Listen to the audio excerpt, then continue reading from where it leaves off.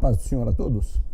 E vamos hoje dar continuidade a mais um dia de leitura da nossa Bíblia, da Palavra de Deus, mais um dia da leitura completa. Nós vamos chegar até o final, até Apocalipse. Vamos passar capítulos por capítulo, livro por livro, vamos rodando aí. E hoje nós vamos ler 3 passagens, como fazemos de costume. Vamos estar lá em Deuteronômio, capítulo 15 e o 16. Vamos ler o livro de Jó, dando continuidade àquele bate-papo com os amigos dele, capítulo 11, e depois vamos lá no Novo Testamento, no livro de Atos. O livro de Atos é um livro maravilhoso. Nós vamos ler o capítulo 2, do versículo 14 até o 47. Pregação de Pedro. Vamos orar nesse momento? Senhor Deus, te agradecemos, ó Pai, por mais um dia que Tu nos concede. Te agradecemos pelas bênçãos derramadas em nossas vidas. Agradecemos ao Senhor pelo cuidado que tem tido conosco, pela proteção que temos de Ti, ó Senhor, e por todas as coisas que tem feito a nós, ó Senhor. Não somos merecedores, mas Tu faz mesmo assim, porque somos Teus filhos. Ó Senhor, te agradeço, ó Pai, por cada coisa, cada momento, cada prazer que tenho tido na vida. Eu sei que essas coisas provêm de Ti. Abençoa cada um que estará ouvindo este vídeo, ó Pai, que estará acompanhando as leituras. Fala aos corações, Deus, dá discernimento a todos eles. Que Teu Espírito Santo toque cada vida, toque cada coração. Te pedimos também a Sua proteção, ó Senhor, e as Tuas bênçãos no nome santo e poderoso de Jesus. Amém. Então vamos lá, dar a leitura para o livro de Deuteronômio. Vamos ler o capítulo 15 e o 16. O ano do cancelamento das dívidas. No final de cada 7 anos, as dívidas deverão ser canceladas. Isso deverá ser feito da seguinte forma: todo credor cancelará um empréstimo que fez ao seu próximo. Nenhum israelita exigirá o pagamento do seu próximo ou do seu parente, porque foi proclamado o tempo do Senhor para o cancelamento das dívidas. Vocês poderão exigir pagamento do estrangeiro, mas terão que cancelar qualquer dívida dos seus irmãos israelitas. Assim, não deverá haver pobre algum no meio de vocês, pois na terra que o Senhor, o seu Deus, está dando a vocês como herança, para que dela tomem posse, Ele os abençoará ricamente, contanto que obedeçam em tudo ao Senhor, o seu Deus, e ponham em prática toda esta lei que hoje estou dando a vocês. Pois o Senhor, o seu Deus, os abençoará conforme prometeu, e vocês emprestarão a muitas nações, mas de nenhuma tomarão emprestado. Vocês dominarão muitas nações, mas por nenhuma serão dominados. Se houver algum israelita pobre em qualquer das cidades da terra que o Senhor, o seu Deus, está dando a vocês, não endureçam o coração, nem fechem a mão com o seu irmão pobre. Ao contrário, tenham mão aberta e empreste-lhe liberadamente o que ele precisar. Cuidado, que nenhum de vocês alimente esse pensamento ímpio. O 7º ano, o ano do cancelamento das dívidas, está se aproximando e não quero ajudar o meu irmão pobre. Ele poderá apelar para o Senhor contra você e você será culpado desse pecado. Dê-lhe generosamente e sem relutância no coração, pois por isso o Senhor, o seu Deus, o abençoará em todo o seu trabalho e em tudo o que você fizer. Sempre haverá pobres na terra. Portanto, eu ordeno a você que abra o coração para o seu irmão israelita, tanto para o pobre como para o necessitado de sua terra. A libertação de escravos. Se o seu compatriota hebreu, homem ou mulher, vender-se a você e servi-lo 6 anos, no 7º ano dê-lhe a liberdade. E quando o fizer, não o mande embora de mãos vazias, dê-lhe com generosidade dos animais, do seu rebanho e do seu produto da sua eira, e do seu tanque de prensar uvas. Dê-lhe conforme a bênção que o Senhor, o seu Deus, tem dado a você. Lembre-se de que você foi escravo no Egito e que o Senhor, o seu Deus, o redimiu. É por isso que hoje dou a você essa ordem. Mas, se o seu escravo disser a você que não quer deixá-lo, porque ama você e sua família e não tem falta de nada, então apanhe um furador e fure a orelha dele contra a porta, e ele se tornará seu escravo para o resto da vida. Faça o mesmo com sua escrava. Não se sinta prejudicado ao libertar o seu escravo, pois o serviço que ele prestou a você nesses 6 anos custou metade do serviço de um trabalhador contratado. Além disso, o Senhor, o seu Deus, o abençoará em tudo que você fizer. As primeiras crias. Separe para o Senhor, o seu Deus, todo o primeiro macho e todos de todos os seus rebanhos. Não use a primeira cria das suas vacas para trabalhar, nem tosquie a primeira cria de suas ovelhas. Todo ano você e a sua família as comerão na presença do Senhor, o seu Deus, no local que ele escolher. Se o animal tiver defeito, ou for manco, ou cego, ou tiver qualquer outro defeito grave, você não poderá sacrificá-lo ao Senhor, o seu Deus. Coma-o na cidade onde estiver morando, tanto o cerimonialmente impuro, quanto o puro o comerão, como se come a carne da gazela ou do veado. Mas não poderá comer o sangue, derrame-o no chão como se fosse água. Capítulo 16, agora vem a ordenança da Páscoa. Observem o mês de Abibe e celebrem a Páscoa do Senhor, o seu Deus, pois no mês de Abibe, de noite, ele os tirou do Egito. Ofereçam como sacrifício da Páscoa ao Senhor, o seu Deus, um animal dos rebanhos de bois ou de ovelhas, no local que o Senhor escolher para a habitação do seu nome. Não o comam com pão fermentado, mas durante 7 dias comam pães sem fermento, o pão da aflição, pois foi às pressas que vocês saíram do Egito, para que todos os dias da sua vida vocês se lembrem da época em que saíram do Egito. Durante 7 dias não permitam que seja encontrado fermento com vocês em toda a sua terra. Tampouco permitam que alguma carne sacrificada à tarde do primeiro dia permaneça até a manhã do dia seguinte. Não ofereçam o sacrifício da Páscoa em nenhuma das cidades que o Senhor, o seu Deus, der a vocês. Sacrifiquem-na apenas no local que ele escolher para a habitação do seu nome. Ali vocês oferecerão o sacrifício da Páscoa à tarde, ao pôr do sol, na data da sua partida do Egito. Vocês cozinharão a carne do animal e a comerão no local que o Senhor, o seu Deus, escolher.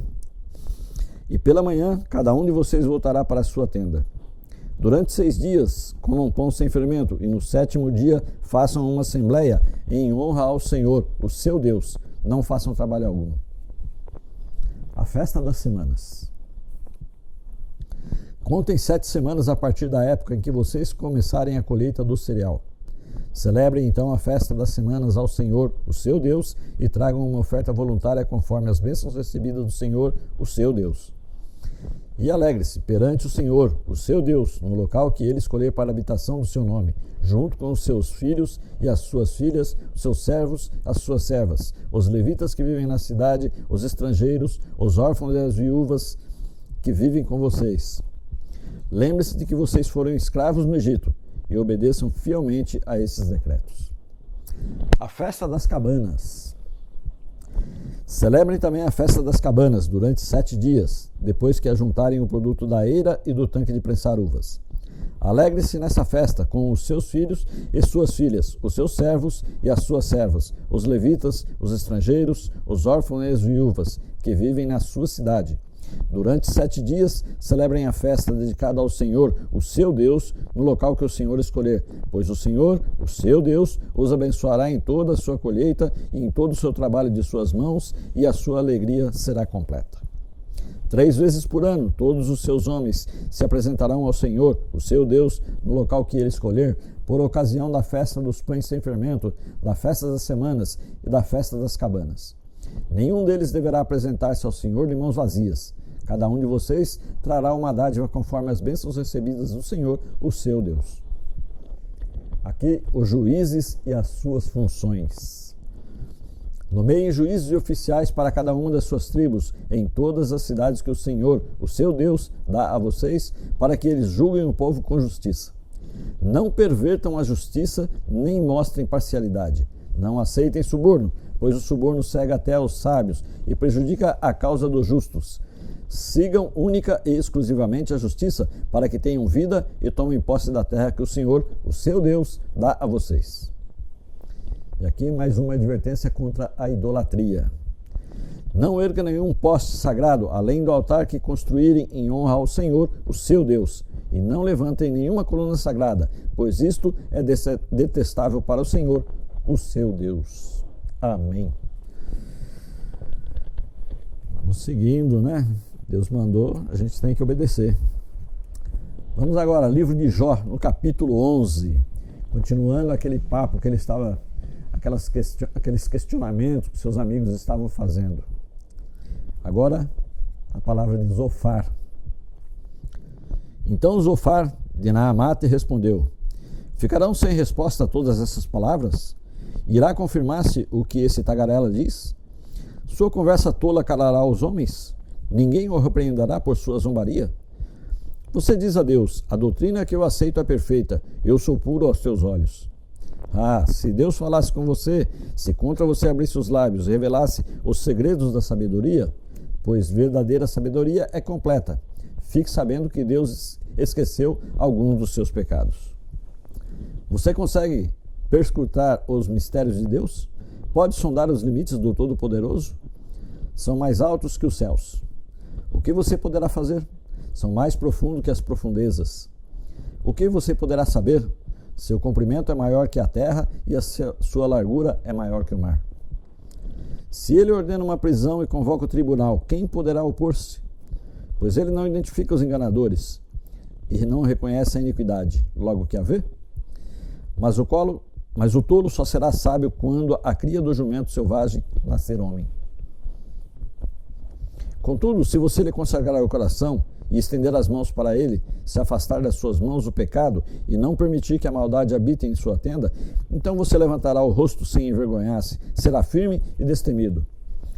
Você esquecerá as suas desgraças, lembrando-se apenas como águas passadas. A vida será mais refulgente que o meio-dia e as trevas serão como a manhã em seu fulgor. Você estará confiante, graças à esperança que haverá. Olhará ao seu redor e repousará em segurança. Você se deitará e não terá medo de ninguém, pois muitos procurarão o seu favor. Mas os olhos dos ímpios fenecerão. Em vão procurarão refúgio. O suspiro da morte será a esperança que terão. Amém? E agora vamos para o Novo Testamento, o livro de Atos. Vamos ver a pregação de Pedro. Capítulo 2, a partir do versículo 14 até o 47. Então Pedro levantou-se com os 11 e em alta voz dirigiu-se à multidão.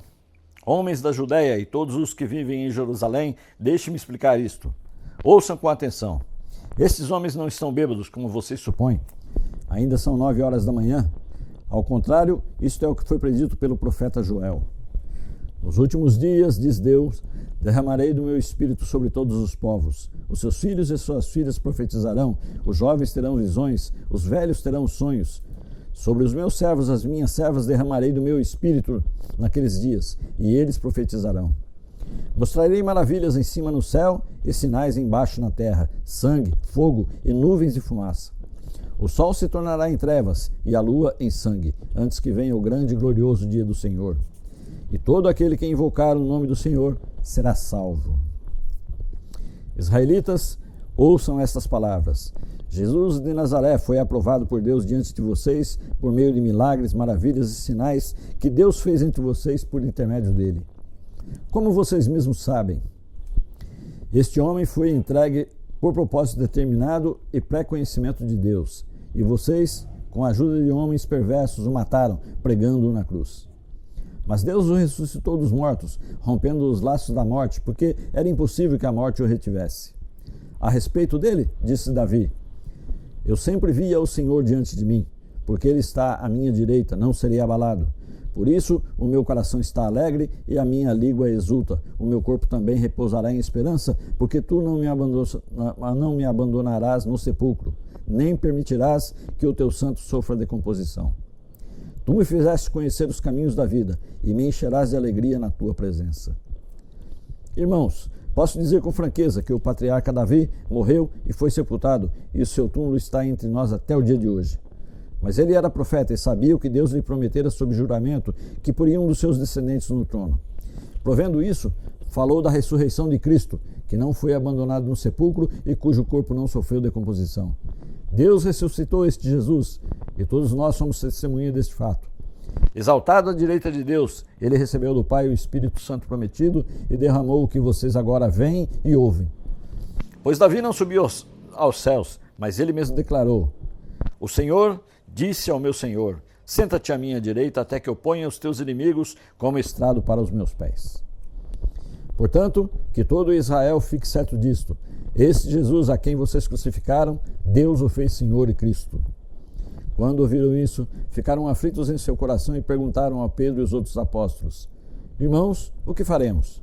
Pedro respondeu: Arrependam-se cada um de vocês, seja batizado em nome de Jesus Cristo para perdão de seus pecados e receberão o dom do Espírito Santo. Pois a promessa é para vocês, para os seus filhos e para todos os que estão longe, para todos quanto o Senhor, o nosso Deus, chamar. Com muitas outras palavras, os advertia e insistia com eles: salvem-se dessa geração corrompida.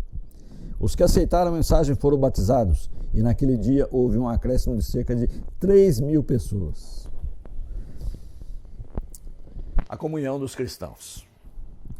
Eles se dedicavam ao ensino dos apóstolos e à comunhão, ao partir do pão e às orações. Todos estavam cheios de temor, e muitas maravilhas e sinais eram feitos pelos apóstolos. Os que criam mantinham-se unidos e tinham tudo em comum. Vendendo suas propriedades e bens, distribuíam a cada um conforme a sua necessidade.